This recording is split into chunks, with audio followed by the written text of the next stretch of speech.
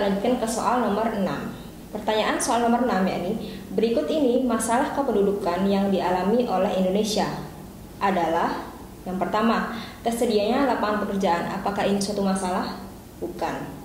Yang kedua, jumlah kelahiran yang menurun. Padahal kelahiran Indonesia semakin tahun semakin meningkat. Jadi bukan. Kemudian yang ketiga, penyebaran penduduk yang tidak merata. Ya, ini menjadi salah satu masalah kependudukan di Indonesia. Kemudian yang ketiga, pertambahan penduduk yang konstan. Sedangkan tiap tahun Indonesia mengalami peningkatan pertambahan penduduk. Kemudian yang kelima, masalah komposisi umur. Selama ini Indonesia juga memiliki masalah komposisi umur, tapi yang lebih mengutamakan yakni penyebaran penduduk yang tidak merata. Maka dari pertanyaan soal nomor 6, jawabannya yang C. Selanjutnya kita ke soal nomor 7. Soal nomor 7 pertanyaannya, hakikat identitas nasional Indonesia sebagai bangsa di dalam hidup dan kehidupan berbangsa dan bernegara adalah. Yang kita tahu bahwa pengertian hakikat identitas nasional Indonesia yakni jati diri suatu bangsa atau kelompok masyarakat bersama asal keturunan, adat istiadat, bahasa, sejarahnya itu memiliki kesamaan sehingga dapat menjadi ciri khas yang membedakan antara bangsa satu dengan bangsa yang lain. Nah, apa yang menjadi ciri khas bangsa kita, bangsa Indonesia dengan bangsa lain? Kita lihat opsinya terlebih dahulu. Yang pertama, Pancasila yang tercermin dalam perbuatan dan sikap setia rakyat Indonesia. Bisa jadi. Kemudian yang B, perasaan tenggang rasa antar pemeluk agama. Benar. Kemudian yang ketiga, saling menghargai antar suku yang berbeda. Benar. Kemudian saling menghargai adat istiadat dari masing-masing daerah. Benar. Selanjutnya budaya gotong royong dalam kehidupan bermasyarakat. Karena ini hakikat identitas nasional itu berkaitan dengan adat istiadat, kemudian suku, bahasa, agama.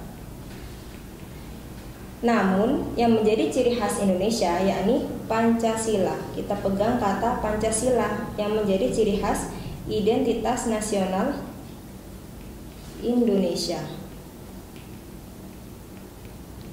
Pancasila sebagai identitas nasional juga sebagai ideologi negara yang berbeda dengan negara yang lain.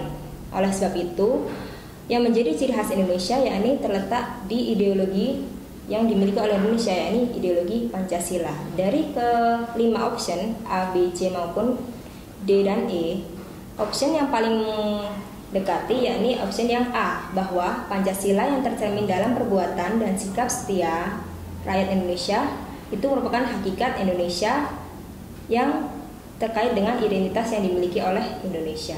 Maka dari soal nomor 7 jawabannya yang A. Kita ke soal nomor 8. Pertanyaan soal nomor 8 yakni, berikut ini merupakan faktor-faktor pembentuk identitas nasional kecuali. Yang kita tahu bahwa unsur-unsur identitas nasional itu ada apa saja? Yang pertama,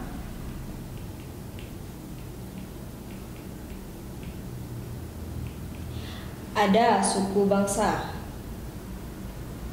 Yang kedua, ada kebudayaan. Yang ketiga, ada agama. Yang keempat, bahasa.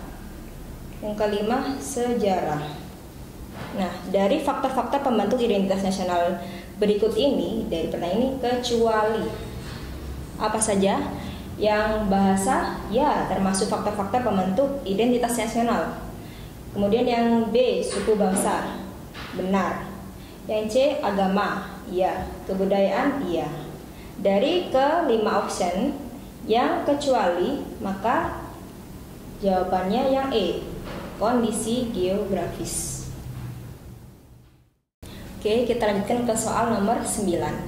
Dampak negatif yang ditimbulkan karena hutan lindung dijadikan area pemukiman, kecuali. Apa saja dampak negatif dari hutan lindung yang dijadikan area pemukiman? Kita lihat option dari soal berikut. Yang pertama, sumber mata air akan hilang. Ya, bisa jadi. Kemudian rantai makanan terganggu. Ya, jelas. Plasma nutfah hilang. Benar. Perubahan iklim mikro di daerah hutan lindung mungkin bisa jadi. Kemudian yang kelima, turunnya limpahan air permukaan. Nah, dari kelima hal ini memang dapat mengganggu dari fungsi hutan lindung itu sendiri karena dialihfungsikan menjadi areal pemukiman. Namun, yang lebih mendekati dari option dampak secara langsung itu ke 5 jawaban ini. Dan dampak yang secara tidak langsung itu terdapat di option yang D, berubahnya iklim mikro di daerah hutan lindung. Karena apapun kalau misalkan hutan lindung itu akan dirubah, dialihfungsikan dari area hutan lindung menjadi area permukiman, otomatis sumber mata air akan hilang. Kemudian rantai makanan di situ akan terganggu. Plasma nutfah pun hilang. Kemudian akan turunnya limpasan air permukaan karena hutan itu sebagai penyimpan cadangan air. Apabila tanaman ataupun pohon-pohon yang sudah ada di hutan lindung itu terganggu, maka otomatis limpasan air permukaan itu akan cepat mengalir ke permukiman. Jadi tidak ada air yang disimpan di dalam tanah. Jadi bisa berbahaya untuk area pemukiman yang beralih fungsi dari dulunya hutan kemudian dijadikan area pemukiman. Dari kelima option ini, kecuali jawabannya yang D, berubahnya iklim mikro di daerah hutan lindung, karena ini kan udah berubah jadi area pemukiman. Oke, kita lanjutkan ke soal nomor 10. Pertanyaan nomor 10 yakni pengembangan pertanian monokultur pada suatu wilayah akan menyebabkan. Nah, sebelum itu kita ketahui dulu apa itu pertanian monokultur. Pertanian monokultur yakni pertanian yang hanya ditanami oleh satu jenis tanaman. Pertanian. Apa saja contoh dari pertanian jenis monokultur ini? Yakni pertanian padi, jagung, gandum. Nah, apa dampak yang menyebabkan di pertanian monokultur ini mengalami gangguan? Yang kita tahu dari option A, B, C, D, E ini kita analisis satu-satu.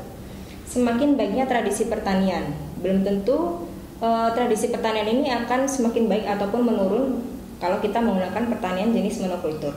Kemudian yang kedua yakni terjaganya jumlah produksi, itu pun relatif. Kemudian yang C, terkurasnya unsur hara tanah tertentu, bisa jadi.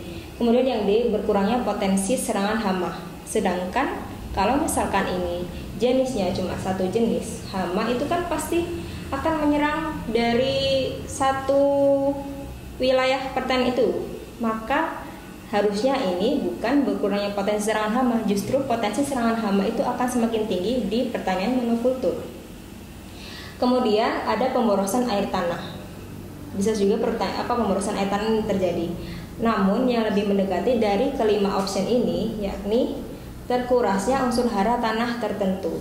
Karena apabila kita melakukan pertanian monokultur, tanah kan akan sering dibajak, kemudian dikelola lagi, digunakan lagi, dan seterusnya hingga unsur hara di dalam tanah akan semakin berkurang. Maka dari kelima option ini yang paling benar jawabannya yang C, yakni terkurasnya unsur hara tanah tertentu.